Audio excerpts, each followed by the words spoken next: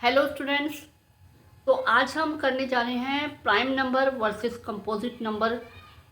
ठीक है, पहचानने वाले हैं। और इस वीडियो के लास्ट में मैं एक बहुत अच्छा ट्रिक देने वाली हूँ प्राइम नंबर्स को पता करने का, ये प्राइम है या नहीं है, बड़े से बड़े नंबर को प्राइम नंबर पता करने के लिए। तो इस वीडियो को लास्ट तक देखना, लास्ट में बहुत बढ़िया एक ट्रिक देने वाली हूँ। ओके, चलो तो देखो कि अभी हम जो करने वाले हैं। हेलो स्टूडेंट्स, तो आज हम करने जा रहे हैं prime number versus composite number. बहुत सिंपल टॉपिक है, बट बच्चे फिर भी कंफ्यूज रहते हैं, उन्हें प्राइम नंबर पता करने में बहुत टफ लगता है। तो आज हम उसकी सारी जो प्रॉब्लम्स हैं उसे सॉल्व करेंगे। ठीक है, तो स्टार्ट करते हैं। Prime number versus composite. सबसे पहले तो प्राइम नंबर्स क्या होते हैं। बिल्कुल आप लोगों की सोच बिल्कुल सही है, जो बच्चे ये समझते हैं कि प्राइम नंबर वो होते हैं जो सिर्फ अपने ही टेबल पे जाते हैं। बिल्कुल हम सिंपल लैंग्वेज में इसी तरह समझते हैं, लेकिन अगर हम इसे थोड़ा और अच्छे से समझने की कोशिश करें और एलैबोरेट करें तो प्राइम नंबर्स वो होते हैं जिनके सिर्फ दो फैक्टर होते हैं। दो फैक्टर कौन से? कि इटसेल्फ एंड वन।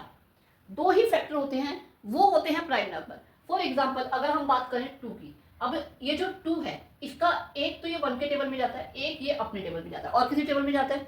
नहीं जाता, तो ये प्राइम नंबर है। इसी तरह अगर थ्री की बात करें, वन एंड थ्री, और किसी टेबल में जाता है? नहीं जाता। ठीक है, फोर की बात करें, वन के टेबल में जाता है, फोर के टेबल में जाता है, एंड ये टू के टेबल में भी जा रहा है। तो इसके दो से ज्यादा फैक्टर हो गए, दो से ज्यादा फैक्टर हो गए, और जिसके दो से ज्यादा फैक्टर होते हैं वो होते हैं कंपोजिट, सॉरी हाँ, वो होते हैं कंपोजिट नंबर। ठीक है, यानी कि prime number have only two factors and composite have more than two factor are the composite number. Clear? ठीक है, इसमें अगर हम बात करें कुछ और नंबर्स की बात करें तो फाइव है, फाइव का भी वन और फाइव के टेबल में जाता है। सिक्स है, वन सिक्स एंड टू के टेबल में भी जा रहा है, थ्री के टेबल में भी जा रहा है। तो तीन या तीन से ज्यादा जितने भी फैक्टर हो that are the composite number. Clear? अब इसमें एक और चीज आ जाती है, अगर हम बात करें इवन नंबर्स की। ठीक है, इवन नंबर्स की डेफिनेशन ये कहते हैं कि इवन नंबर वो होते हैं जो टू की टेबल में जाते हैं, यानी कि उनका एक फैक्टर ऑटोमेटिकली है टू। टू की टेबल में तो वो जाते हैं, कोई भी इवन नंबर ले लो, मान लो हमने 24 ले लिया। ठीक है, 24 है, अब ये 24 वन और 24 की टेबल में तो जाता ही है, एक्सेप्ट इस हमें पता है कि ये एक इवन नंबर है। इवन नंबर है तो ये टू की टेबल में जाएगा ही जाएगा, तो इसका एक और फैक्टर, कम से कम एक और फैक्टर टू तो है, तो तीन फैक्टर होंगे। तो इवन नंबर जितने भी होंगे वो सारे क्या होंगे? कंपोजिट होंगे। अब बिल्कुल सबकी नजर जा रही होगी इस टू के ऊपर, मैम ये टू भी तो इवन नंबर है, तो ये कैसे प्राइम है? बिल्कुल सही कहा, ये टू एक इवन नंबर है, बट ये इकलौता ऐसा इवन नंबर है जो कि प्राइम है, क्योंकि इसका जो इटसेल्फ भी टू है, मतलब ये खुद भी टू ही है, तो इटसेल्फ जो फैक्टर है वो भी टू है, और वैसे भी इवन नंबर होने की वजह से टू से जाता है, तो इसका एक फैक्टर कम हो गया, मतलब इसके दो ही फैक्टर है, तो जिसके दो फैक्टर है वो प्राइम नंबर है। ठीक है, अब दूसरी चीज क्या होगी कि प्राइम नंबर ऑड नंबर्स ही होंगे, इवन नंबर नहीं होंगे, एक्सेप्ट टू। टू एक इकलौता इवन नंबर है जो कि प्राइम है और सबसे छोटा प्राइम नंबर है। अब कहोगे मैम इससे पहले तो वन भी आता है, वन भी किसी की टेबल में नहीं जाता। बिल्कुल सही कहा कि वन के फैक्टर कौन से है? वन, और कौन सा फैक्टर है? वन, और कोई फैक्टर है? हाँ है ना, वन। वन के कितने फैक्टर है? टू फैक्टर हैं इसके? नहीं है, इसका सिर्फ एक ही फैक्टर है। अब एक ही फैक्टर है यानी मैम दो तीन फैक्टर तो नहीं है, तो ये कंपोजिट तो नहीं है, ये बात बिल्कुल सही है। और जो कंपोजिट नहीं है वो प्राइम है, लेकिन यहां पे ये बात सेट नहीं होती है, कंपोजिट नहीं है लेकिन ये प्राइम भी नहीं है, नाइदर प्राइम नो कंपोजिट। तो ये ना तो प्राइम है और ना ही ये कंपोजिट है, ये कुछ भी नहीं है। और जीरो भी इसी तरह, अगर हम होल नंबर्स की बात करें तो जीरो भी ना तो प्राइम होता है ना कंपोजिट होता है। ठीक है, ये दोनों नंबर किसी में नहीं आते क्योंकि इनका सिर्फ एक ही फैक्टर है। ठीक है, वो है वन, तो इसलिए क्या कहते हैं, ये दोनों प्राइम नंबर्स नहीं है। तो अब बात आ जाती है ऑड नंबर्स की। अभी मैं बात कर रही थी इवन नंबर प्राइम नहीं होते एक्सेप्ट टू, बिल्कुल सही, टू के अलावा कोई भी इवन नंबर आ जाएगा, पहले इवन नंबर्स को हटा दो, वो प्राइम नहीं होते हैं। अब ऑड नंबर्स की बात करें, सारे ऑड नंबर प्राइम होते हैं, ये भी अपने दिमाग में मिसकंसेप्शन मत रखना, मिसअंडरस्टैंडिंग मत रख लेना कि सारे ऑड प्राइम होते हैं, बिल्कुल नहीं होते हैं। फॉर एग्जांपल अगर हम नाइन की बात करें तो नाइन क्या है? नाइन जो नंबर है इसका एक तो वन है, एक नाइन है, और एक ये थ्री के टेबल में भी जाता है, तो इसके तीन फैक्टर आ गए, तो ये कंपोजिट है। तो सारे ऑड भी प्राइम नहीं होते, ये भी रखना ध्यान में।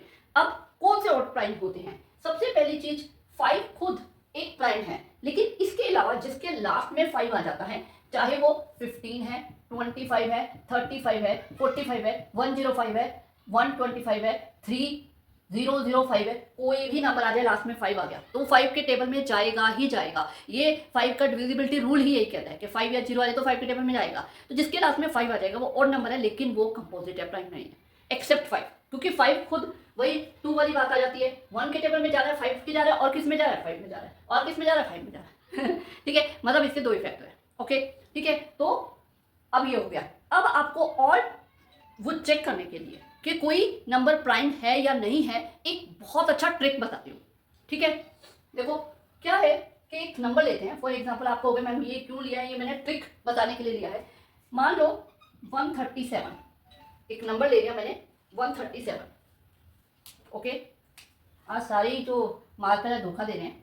137 एक नंबर ले लिया, अब इसे हमें पहचानना है ये एक प्राइम नंबर है या नहीं है। ठीक है, तो आपको क्या देखना है, इसके आगे का एक स्क्वायर नंबर ले लेना है। स्क्वायर नंबर समझ में आता है कि सेम को सेम से मल्टीप्लाई करके, जैसे 2 को 2 से मल्टीप्लाई करके 4 आता है, 5 को 5 से मल्टीप्लाई करके 25 आता है। तो ये जो है ये मैंने सारे स्क्वायर नंबर लिखे हैं। तो हमें 137 के बाद वाला स्क्वायर नंबर देखना है। तो आप देख रहे हो 121 छोटा है, तो यानी कि 144 जो है ये इसका एक स्क्वायर नंबर है। ओके, अब ये जो स्क्वायर नंबर हमारे पास आ गया है, सॉरी कोई मार्कर नहीं चल रहा है, पता नहीं आज क्या हो गया।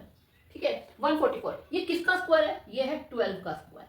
ठीक है, अब जो ये 12 हमारे पास आ गया है, 12 से नीचे वाले प्राइम नंबर्स ले लो, कौन कौन से होते हैं, 2, 3, 5, 7 और 11 ये होते हैं। अब इन प्राइम नंबर्स पे आप चेक कर लो कि ये जा रहा है 137 या नहीं जा रहा। अगर ये इन प्राइम नंबर्स पे नहीं जा रहा तो ये किसी नंबर पे नहीं जाएगा और ये कंपोजिट नंबर नहीं है, इसके सिर्फ दो ही फैक्टर, ये प्राइम है। सिंपल चेक करने का तरीका। अब 2 पे चेक करने के लिए लास्ट का नंबर इवन होना चाहिए, नहीं है 2 पे नहीं जा रहा, कट।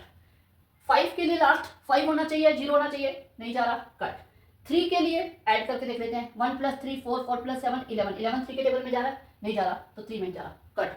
7 के लिए हम डिवाइड कर लेते हैं, 137, 7 से गया 1 7, ये आ जाएगा 6 7 9 × 63, ये रिमाइंडर आ गया, दैट मीन ये नहीं जा रहा। इसी तरह 11 पे भी चेक करेंगे तो ये नहीं जा रहा है, तो किसी पे नहीं जा रहा है 12 से नीचे वाले, मतलब जो स्क्वायर नंबर था उसका हमने स्क्वायर रूट ले लिया, स्क्वायर रूट लेके हमने देखा उससे नीचे वाले प्राइम नंबर ले लिए, तो वो नहीं जा रहा, तो मतलब ये एक कंपोजिट नंबर नहीं है, ये एक प्राइम नंबर है। ये ट्रिक है प्राइम नंबर देखने की। ओके, तो ये ट्रिक ध्यान रखना। इसके अलावा अगर आपको कोई बड़ा नंबर है और उसे चेक करना है, तो चेक करने के लिए एक बात हमेशा ध्यान रखो। देखो आपको पहले ही मैंने बता दिया कि 2 पे जाने के लिए हम इवन नंबर देख लेंगे, 3 पे जाने के लिए ऐड करके देख लो, बहुत इजी तरीका है। उसके बाद 5 के लिए लास्ट का डिजिट 5 होना चाहिए। ठीक है, उसके बाद क्या कहते हैं, इवन नंबर तो सारे इवन नंबर हो ही जाएंगे। उसके बाद अगर हम 7 आ गया, इसको साइड में रख दो, 9 आ गया, 11 पे देखने के लिए भी हम प्लस करके देख लो साथ साथ वाले, तो वो आ जाता है। तो हमें क्या देखना होता है कि जैसे 13, 17, 19, फिर 23, ऐसे ऐसे प्राइम नंबर्स लेके चेक करना पड़ेगा, सब पे चेक करने की जरूरत नहीं होती है। ओके, ठीक है, समझ आया, prime versus composite key confusion दूर हुई। ओके।